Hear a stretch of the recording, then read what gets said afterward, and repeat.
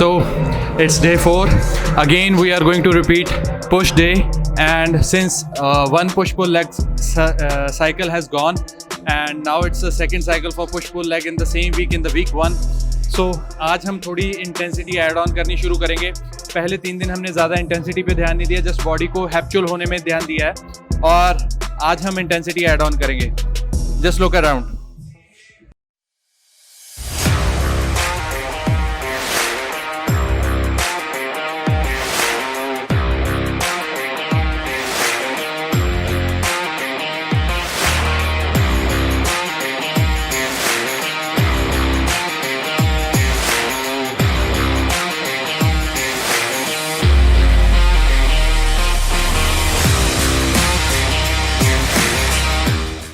Hello everyone and welcome to day 4 of Infinite Labs presents Road to Schedule Classic Transformation Series. So पहले 3 दिन हमारे पूरे हो चुके हैं और आज हम स्टार्ट करने जा रहे हैं अपना डे 4. तो मैंने अपना डे 4 ऑलमोस्ट स्पेंड कर लिया है. एंड ऑफ द डे सारी की सारा ट्रेनिंग और न्यूट्रिशन खत्म होने के बाद मैं ये इंट्रो आपके लिए रिकॉर्ड कर रहा हूँ. तो आज का न्यूट्रिशन पैटर्न सेम रहेगा जो मैंने डिसाइड किया है अपने लिए, या मेरी टीम ने मेरे लिए डिसाइड किया है, और आपने जो अपना मेंटेनेंस पिछले 3 दिनों में ढूंढा है उसके हिसाब से आपको न्यूट्रिशन अभी सेम रखना है. उसमें ज़्यादा वेरिएशन लाने की कोई ज़रूरत नहीं है. लेकिन आज जो मेरी डेली रूटीन को अगर डिस्क्राइब करूं तो उसमें एक चीज़ रही है कि मेरा मील 3 मिस हुआ, मेरे पास अवेलेबल नहीं था. तो इस जगह पे हम एक चीज़ देखेंगे कि हम इन चीज़ों को एडजस्ट कैसे कर सकते हैं. तो जो मेरा मील था that was rice, chicken and vegetables, तो वो मेरा मिस हुआ. तो उसकी जगह पे मैंने जो रिप्लेसमेंट किया, जो मेरे पास उस टाइम पे अवेलेबल था, सेम अमाउंट जितने राइस थे उतना ही मैंने कुक्ड वेट लिया इडली का, बिकॉज इडली अवेलेबल थी और एक कार्ब्स का एक बहुत अच्छा सोर्स है. चिकन अवेलेबल नहीं था तो उस टाइम पे मैंने डेट सर्विंग जो कि मुझे equivalent around 35 gram of protein दे सके, वो मैंने एक डेट स्कूप वे प्रोटीन का यूज़ किया. तो प्रोटीन्स एंड कार्ब्स पूरे किए मैंने. हाँ, थोड़ा फाइबर मिस हुआ, लेकिन इतनी एडजस्टमेंट चलती है, इसमें कोई इशू नहीं है. So please the thing is that जब भी आपसे कोई चीज़ मिस होती है तो आपके पास ऑप्शंस अवेलेबल होती हैं उन चीज़ों को बढ़िया ढंग से एडजस्ट करने के लिए. लेकिन ये आप पे डिपेंड करता है कि आप उन चीज़ों को रिप्लेस अपनी डाइट से करेंगे या चूज करेंगे कोई ना कोई जंक उठाना. एक छोटी सी टिप आपको देता हूँ. आप किसी भी रेस्टोरेंट में जाएं, किसी भी गैदरिंग में जाएं, वहाँ पे आज की डेट में मैक्सिमम टाइम्स आपको हेल्दी अल्टरनेटिव्स मिलेंगे ही मिलेंगे. और जैसे कि हम सबका एक लाइफस्टाइल रहता है कि ज़रूरी नहीं होता कि हम अपनी मर्जी से उस जगह ही हों जहाँ पे हम चाहते हैं. कहीं काम है तो उस काम की वजह से हमें जाना पड़ सकता है. बहुत सारे इश्यूज हो सकते हैं कि हम अपने डेली रूटीन वाली जगह पे उस टाइम पे प्रेजेंट ना हो. लेकिन ये चीज़ सोली आप पे डिपेंड करती है कि आप कैसे इन चीज़ों को एडजस्ट करते हैं. जस्ट बी अवेयर कि जो भी खाएं अपने पर्पस की वजह से खाएं, और हेल्दी चीज़ें भी टेस्टी मिलती हैं. बात है सिर्फ उनको ढूंढने की, उनको पहचानने की और उनको अपनी लाइफ में अप्लाई करने की. सो ये था हमारा आज का nutrition overview. Let's move on to the training overview. And now let's move on to the training overview. आज का जो ट्रेनिंग पैटर्न रहा है वो है हमारा आज था डे 4 सेकेंड पुश डे. तो इस चीज़ में ना मैं एक आपको छोटी सी सेल्फ एनालिसिस के लिए आपको बोलूँगा कि पहले हमारे 3 दिन निकल चुके हैं. Day 1 was push, day 2 was pull and day 3 was leg. तो आज हमारा 4th डे है, मतलब हमारा आज सेकेंड पुश डे है. तो आप अपनी ट्रेनिंग इंटेंसिटी को कैसे मतलब एडजस्ट कर सकते हो अपने अकॉर्डिंगली. जैसे मैं अपनी एग्जांपल लेता हूँ कि मुझे पहले 3 दिन में कोई सोरनेस फील नहीं हो रही है, मेरे बॉडी पार्ट्स स्टिफ नहीं है. मसल सोरनेस मतलब हल्का जो मसल पेन होता है हमें ट्रेनिंग के बाद, वो मैं फील नहीं कर पा रहा हूँ, राइट, वो मैं फील नहीं कर रहा. तो यहाँ पे मतलब आई कैन डिसाइड कि मैं एक हायर इंटेंसिटी पे मूव ऑन कर सकता हूँ. लेकिन अगर आप सोरनेस फील कर रहे हैं या मतलब अभी भी आप मेंटली थके हुए हैं, फिजिकली थके हुए हैं, तो मैं आपको एडवाइस करूंगा कि ये 3 दिन भी आपको इंटेंसिटी इंक्रीज करने की जरूरत नहीं है. मतलब जो जिस वेट पे आपने पहले ऑपरेट की थी अपनी सारी एक्सरसाइजेज, उन्हीं एक्सरसाइज को आप उसी वेट रेंज में भी आप ऑपरेट कर सकते हैं. लेकिन मैं सोरनेस फील नहीं कर रहा, तो मैंने आज इंटेंसिटी बढ़ाने का फैसला लिया। और हर एक जो भी मूवमेंट्स थी हमारी पुश डे की, हाँ हमने एक्सरसाइजेज अलग चूज किए हैं बट मूवमेंट्स बहुत आइडेंटिकल थी, लेकिन उनमें हमने इंटेंसिटी बढ़ाने का कोशिश किया है। मींस वही है कि हर एक फाइनल सेट में हम फेलियर तक गए हैं, लेकिन उस फेलियर तक जाने के लिए हमें ज्यादा वेट्स की जरूरत पड़ी थी। तो यहाँ पे क्योंकि हम वीक 1 अपना शुरू कर रहे हैं, हम अपनी जर्नी शुरू कर रहे हैं, तो you have to be very conscious about yourself कि आपकी बॉडी कैसा रिस्पॉन्स कर रही है, आप कैसा फील कर रहे हो, उसी हिसाब से चूज कीजिए।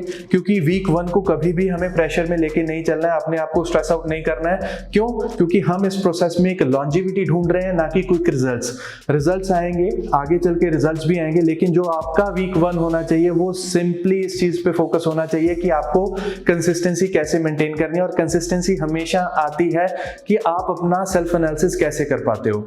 सो स्टार्ट करते हैं हमारा कार्डियो से स्टार्ट करेंगे। तो कार्डियो का जो मैं पैटर्न रख के चला हूं वो ऑलमोस्ट सेम है, उसमें मैंने कोई चेंज नहीं किया। जो मेरा अपना पैटर्न था, जो मैंने अपनी इंटेंसिटी के हिसाब से डिसाइड किया था, that was 2 minute walk and 1 minute running. आज भी वो सेम रहेगा।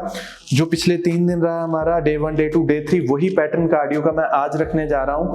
तो it is going to be the same, but अगर आप कंफर्टेबल फील करो तो अपने डिसाइडेड पैटर्न में आप हल्की सी स्पीड अप कर सकते हो। क्योंकि पिछली जो 3 दिन रहे थे वहां पे मेरी जो रनिंग की स्पीड थी that was around 7.5 and 7.8 on my treadmill, right. और जो आज मेरी रनिंग स्पीड रही है वो हर एक 5 राउंड्स में वो पूरी 8 की रही है। तो इस हिसाब से मैंने अपना इंटेंसिटी को थोड़ा सा अप किया, लेकिन पैटर्न मैंने सेम रखा है। और अगेन इसके बाद हमारा जो बैंडेड वार्म अप है, अपर बॉडी वार्म अप है, because today we are going to do the upper body sessions. तो वो भी आइडेंटिकल है। रोटर कफ वार्म अप्स थे, फ्रंट रेजेस थे, चेस्ट स्क्वीज था, बाइसेप्स थे, वो सेम रखना है, लेकिन उसका भी डेमो आपको मिलेगा। और वो हमारा अपर बॉडी वार्म अप सेम रहेगा। तो इसके बाद हम मूव करेंगे अपने एक्सरसाइज 1, डे 4 पुश डे। सो डे 4 पुश डे हमारा पहला वर्कआउट है चेस्ट प्रेस। तो ये मैंने जो सीटेड चेस्ट प्रेस इसमें मशीन यूज़ की है। अगर आपके जिम में ये वेरिएंट अवेलेबल नहीं है तो आप मूव ऑन कर सकते हैं अगेन डे 1, जो हमने पहली मूवमेंट की थी इंक्लाइन डंबल प्रेसेस। या तो आप इंक्लाइन डंबल प्रेसेस को दोबारा रिपीट कर सकते हैं, लेकिन हल्का सा वेट बढ़ा के उनको यूज़ कर सकते हैं, या फिर इंक्लाइन डंबल प्रेसेस को हम फ्लैट बेंच पे यूज़ कर सकते हैं अगर हमने आइडेंटिकल मूवमेंट लेनी है। क्योंकि इस चीज़ में मैं अभी आपको ज़्यादा टेक्निकल नहीं लेके जा रहा, बिकॉज हमारा फिर से वही बात की, हमारा वीक 1 चल रहा है जिसमें हमने सिर्फ और सिर्फ अपनी बॉडी को कस्टम करना है। तो जो हमने इसमें चूज किया दैट इज चेस्ट प्रेस, और इसमें पहला सेट रहा हमारा वार्म अप का। Again rape range was 12 to 15, वहाँ पे कुछ भी यूज कर सकते हो, बट आई थिंक मैं इसको 13 रेप्स तक लेके गया।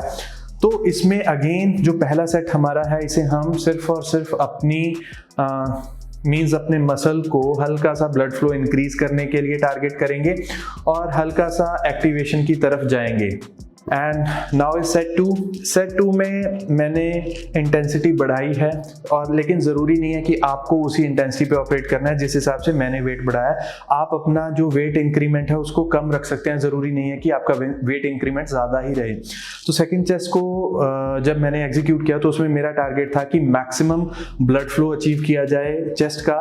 तो मैंने उसमें वेट भी बढ़ाया और इंटेंसिटी पुश की, अपने रेप्स को कंट्रोल किया, मूवमेंट बिल्कुल स्मूथ रखी, रेंज ऑफ मोशन और रैप टेम्पो दोनों स्मूथ रखे, स्लो रखा, और मसल एंड माइंड कनेक्शन को हमने डेवलप किया। So set 2 was little bit at higher intensity than set 1। तो now let's move on to the set 3। तो सेट 3 में हमने जितना मुझे लगा कि एक मैक्सिमम वेट डाल के मैं 8 से 10 रेप्स को एग्जीक्यूट कर सकता हूँ, वो मैंने वेट रेंज चूज़ की, कंट्रोल किया, क्योंकि इसमें मैंने थोड़ा सा अपना रेस्ट पीरियड बढ़ाया था। जनरली अराउंड 90 to 120 सेकेंड्स का रेस्ट पीरियड था, लेकिन इसमें थोड़ा सा ज़्यादा लिया था क्योंकि एक छोटी सी रिकॉर्डिंग थी बीच में। और इसमें इस सेट में मैंने जो मेरा टारगेट था उस हाईएस्ट वेट के साथ कि मैंने 8 से 10 रेप हिट करने हैं, इसमें मैंने ऑलमोस्ट 11 टच किए। यस, ज़रूरी नहीं है कि अगर आपका रेस्ट इंटरवल ज़्यादा हो गया है और आप अपनी इंटेंसिटी को और ज़्यादा पुश कर सकते हैं, 1 या 2 रेप्स आप एक्स्ट्रा ऐड ऑन कर सकते हैं, देन आपको वो करने चाहिए। सेकेंड एक्सरसाइज है हमारी डंबल शोल्डर प्रेसेस। शायद आपको याद हो कि जो हमने एपिसोड 1 में की थी मशीन शोल्डर प्रेसेस, ये दोनों अल्टरनेटिव हैं और दोनों के अल्टरनेटिव आपको दोनों जगह ही मिलेंगे। आप दोनों में से कोई भी मूवमेंट परफॉर्म कर सकते हो। अगर एक चीज़ यहाँ पे भी मैं एक सेल्फ एनालिसिस की चीज़ ऐड करना चाहूँगा कि अगर डंबल्स पे आप बहुत ही बिगिनर लेवल पे हो और डंबल्स पे आपकी मूवमेंट एक डिफाइंड मूवमेंट नहीं है, एक बैलेंस मूवमेंट नहीं है, देन आई ऑलवेज रिकमेंड कि आप मूवमेंट को एक सेफ्टी के साथ मशीन्स पे परफॉर्म करो। लेकिन आज आप जहाँ पे भी अपने आप को बेटर फील कर रहे हो, बेटर फील कनेक्टेड फील करोगे वेट्स के साथ, वो चीज़ आप चूज़ कर सकते हो। चाहे आप इंक्लाइन डंबल प्रेस चूज़ करो, चाहे आप मशीन पे शोल्डर प्रेसेस को एग्जीक्यूट करो। तो पहला set again warm up set था, वो activation was required in that. तो उसमें जो हमने वेट रेंज सेलेक्ट किया उसमें हमने 12 से 15 रेप्स परफॉर्म करने थे और उसमें एक्टिवेशन और little bit of blood flow हमने अचीव करने की कोशिश की। Let's move on to the second set of shoulder presses. तो अगेन वेट को थोड़ा सा इंक्रीज किया गया है इसमें, just to achieve more increased blood flow towards the deltoids, front deltoids basically। और इसमें वेट बढ़ाया गया, रेंज ऑफ मोशन को और कंट्रोल किया गया, रेप टेम्पो को और कंट्रोल किया गया। तो इसमें एक अच्छा सेट रहा एंड जो 50 to 60% ऑफ फेलियर इसमें मैंने अचीव किया, जो मैंने पर्सनली फील किया। और यहाँ तक ही हमें या मैक्सिमम आप 70% फेलियर अचीव कर सकते हो। तो थर्ड सेट था हमारा डंबल शोल्डर प्रेसेस का। तो उसमें मैंने अपने लिए काफ़ी टाइम से जो मैंने मतलब मैक्सिमम वेट पिक नहीं किया था, दैट वाज अराउंड 50 lbs जो मैंने पिक किया। लेकिन आपको फिर वही है कि अपने आप को आइडेंटिफाई करना है, अपनी मूवमेंट को पहले देखना है पहले 2 सेट्स में, और इस चीज़ को हमेशा एनालाइज करना है कि जो वेट और जो रेप रेंज और जो रेंज ऑफ मोशन आपने उन चीज पहले 2 सेट्स में फॉलो किया, आपको वही रेप रेंज और वही range of motion and muscle mind connection आपको वहां पे लास्ट अपने पीक सेट में फॉलो करना है, वेट इंक्रीज होने के बावजूद भी। अगर रेप रेंज कम होती है तो कोई इशू नहीं है, लेकिन आपका muscle and mind connection proper होना चाहिए। और रेप टेम्पो पे मैं बार बार इसलिए मतलब ज्यादा इंसिस्ट कर रहा हूँ आपको, क्योंकि जब आप बिगिनर लेवल्स पे आप मतलब हायर वेट रेंजेस में आप पीक सेट्स को जब ऑपरेट करने के लिए जाते हैं, इंजरीज के चांसेस और भी ज़्यादा बढ़ते जाते हैं अगर आपकी एग्जीक्यूशन और आपकी वेट हैंडलिंग प्रॉपर नहीं है। तो इन चीज़ों को ख्याल में रखते हुए हमेशा अपना पीक सेट वही चूज़ करें जिसको आप एग्जीक्यूट कर सकें प्रॉपरली। तो यहाँ पे जो हमारा थर्ड सेट था, it was what I feel was a great set for me. मतलब अच्छा वेट रेंज हैंडल किया वहाँ पे मैंने, और 50 lbs के अराउंड 8 to 10 रेप्स परफॉर्म किए। बहुत ही कंट्रोल्ड रेंज थी वो, और अच्छा मसल एंड माइंड कनेक्शन भी वहाँ पे बिल्ड किया गया। Let's move on to the third exercise and that was tricep push down. ये हमने डे 1 में भी परफॉर्म किया था। इस बार मैंने वेट्स को थोड़ा और बढ़ाने की कोशिश की है। रेप रेंज सेम है, अराउंड 2 पहले जो सेट रहेंगे, पहला वार्म अप, दूसरा एक मीडियम इंटेंसिटी सेट। दोनों में रेप रेंज वही रखी है जो हमने डे 1 पे रखी थी, लेकिन उसमें थोड़ा सा वेट इंक्रीज किया गया है पहले सेट से ही। तो उसका रीज़न था कि लास्ट टाइम भी अच्छे ढंग से परफॉर्म हुआ था, तो मुझे लगा कि जो 12 to 15 रेप रेंज है पहले सेट की, वो मैं और बढ़ा सकता हूँ। तो उसमें मैंने थोड़ा सा वेट इंक्रीमेंट करके वो सेट को एग्जीक्यूट किया। Let's have a look. And जो ट्राइसेप पुश डाउन का हमारा थर्ड सेट था, उसमें वेट मैक्सिमम चूज किया गया पिछली बार से ऑलमोस्ट आई थिंक 15 lbs मैंने ज़्यादा यूज़ किया जो डे 1 पे मैंने ट्राइसेप पुश डाउन के लिए यूज़ किया था। Again I performed it as a drop set, because वहाँ पे पहले 6 से 8 रेप में फेलियर लिया गया, उसके बाद 6 से 8 रेप और एड ऑन किए गए वेट को 60 to 70% रिड्यूस करके। So that's my way, I feel it connected. लेकिन अगेन अगर पिछले वर्कआउट से आपके ट्राइसेप्स अभी सोर हैं, थोड़ी सोरनेस है, तो ज़रूरी नहीं है कि आपको ये ड्रॉप सेट परफॉर्म करना है। आप जस्ट सिंपली 8 से 10 की रेप रेंज में हल्का सा वेट इंक्रीज करके आप इस सेट को एग्जीक्यूट कर सकते हैं। And now the fourth exercise is rear dealt flies. Day 1 में हमने इसे मशीन पे परफॉर्म किया था, लेकिन आज एक वेरिएशन है कि हम इसे डंबल्स पे परफॉर्म करेंगे, जस्ट टू चेक आउट कि हमारा रेंज ऑफ मोशन और हमारा जो मसल माइंड कनेक्शन है रियर डेल्टॉइड्स पे।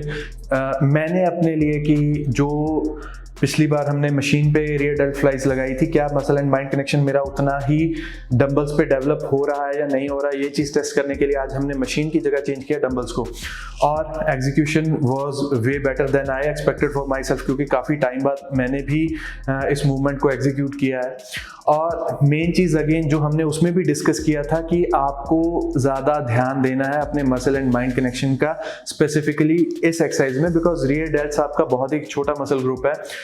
अगर आप इसे काफ़ी टाइम से सॉलिडली ट्रेन नहीं करते आ रहे हैं तो मेरा सजेशन आज भी यही रहेगा कि एक लाइट वेट के साथ proper muscle and mind connection build करके आप इस मूवमेंट को एग्जीक्यूट करें, क्योंकि काफ़ी बार अगर लैक ऑफ वार्म अप से हम इस एक्सरसाइज को एग्जीक्यूट करें या एक लिमिट से ज़्यादा वेट लेके इसको एग्जीक्यूट करने की कोशिश करें तो इंजरीज के चांसेस बहुत ज़्यादा रहते हैं। आपकी डेल्ट इंजरी को डेल्ट इंजरीज काफ़ी फ्रीक्वेंटली आपको आ सकती हैं। सो इसमें तीनों सेट्स में हमने वेट ज़्यादा इंक्रीज करने की कोशिश नहीं किया, सेम अमाउंट वेट रखा है, उसी पे ऑपरेट किया है और उसी में ही अपना मसल एंड माइंड कनेक्शन और सेट बाय सेट इंप्रूव करने की कोशिश की है। सो that was the training wrap up of day 4 push day, and now it's time for the life advice. Okay, it's time for a little life advice, and that's it, setting up your priorities. Again, your priorities defines your progress over the time. जो भी आप अपने लिए priorities लेके चले हो, make sure कि आपने जो अपने लिए प्रायोरिटीज़ रखी हैं आप उनको हमेशा ही उसी ऑर्डर में एग्जीक्यूट करो। आपकी लाइफ की प्रायोरिटीज़ अलग हो सकती हैं हर किसी बंदे से, लेकिन अगर आपने उन प्रायोरिटीज़ को नंबर वाइज, प्रेफरेंस वाइज आपने सॉर्ट आउट कर लिया है तो हमेशा इन एनी सर्कमस्टांस उस प्रायोरिटी ऑर्डर को हमेशा फुलफिल करते रहो। ये एक हैबिट ऐसी है जो सिर्फ और सिर्फ आपको अपने प्रोफेशनल गोल्स की तरफ नहीं लेके जाएगी, बल्कि उसके अलावा आपके फिटनेस रेजिमेंट को भी एक कंसिस्टेंसी देने में आपकी बहुत ज़्यादा हेल्प करने वाली है। फॉर एग्जांपल, अगर आपने प्रायोरिटी रखी है कि मुझे इस टाइम पे जिम जाना ही जाना है, तो please make sure that you try to give your 100% effort to prioritize to going for an exercise. This is how I have done, and this is how you should do to find out the balance in your life. Okay, and it's a wrap up of day 4 from my side, and it's time for an expert advice by one and only Dr. Som Tugnait. Heading over to you, sir. Hello guys, बहुत सारे लोग मेरे से पूछते हैं क्या देसी घी butter हमें खाना चाहिए, is it good for the health, क्या इसका कोई बेनिफिट्स हैं या इसके नुकसान हैं, क्या ये कोलेस्ट्रॉल बढ़ाता है, फैट डिपोजिशन की टेंडेंसी बढ़ाता है, इससे हार्ट प्रॉब्लम्स हो सकती हैं। देखा ही सबसे पहले ये बहुत इंपॉर्टेंट है देखना कि आप ऑलरेडी आपकी बॉडी टाइप क्या है, आपकी फैट परसेंटेज कितनी है, आपका लिपिड प्रोफाइल क्या कहता है ब्लड टेस्ट जब आप करवाते हैं। देसी घी इज़ actually healthy. देसी घी is not totally saturated fat. ये 60% saturated fat होता है और 40% unsaturated fat होता है इसके अंदर, और उसी तरह से मक्खन भी, जो बनता दोनों दूध से ही है। इनके जो बेनिफिट्स हैं, देखिए जब भी हम डाइट चार्ट बनाते हैं उसके अंदर आपको कितना फैट चाहिए, मान लीजिए आपको 80-90 ग्राम फैट चाहिए अकॉर्डिंग टू द कैलकुलेशन, तो उसका 10% should come from saturated fats. तो उसमें आप देसी घी डेफिनेटली इंक्लूड कर सकते हैं। एक्सेस में नहीं खाना है, बट मॉडरेशन में देसी घी डेफिनेटली हेल्प करता है। आपकी डाइजेस्टिव सिस्टम को हेल्प करता है, आपकी हार्ट की हेल्थ को हेल्प करता है, आपकी इंटेस्टाइन्स की हेल्थ को हेल्प करता है, आपकी जॉइंट्स को, स्किन को, हेयर को, इन सब को हेल्प करता है। इसके अलावा बहुत सारे हार्मोन्स की प्रोडक्शन में देसी घी का बड़ा इंपॉर्टेंट रोल है, बिकॉज इट कंटेन्स कोलेस्ट्रॉल, जैसे कि टेस्टोस्टेरोन हो गया या ईस्ट्रोजन, प्रोजेस्टेरोन हो गया, इवन कॉर्टिजोल ऑल्सो। तो देसी घी खाना इज़ जनरली हेल्दी, बट आपको अपना लिपिड प्रोफाइल चेक करवाना है कि आपके लिपिड की रेंज क्या है, आपकी टेंडेंसी है फैट पुट ऑन करने की, या आप ऑलरेडी कोई ऐसी पैथोलॉजी या बीमारी से तो नहीं ग्रस्त जिसमें आपकी हार्ट की कोई इश्यूज़ हैं, या हाई ब्लड प्रेशर है आपको, ओबेसिटी, मेटाबॉलिक सिंड्रोम है। उस कंडीशन में आपको थोड़ा केयरफुली इसको यूज़ करना है, but generally you can use desi ghee, it is healthy but in moderation. Thank you.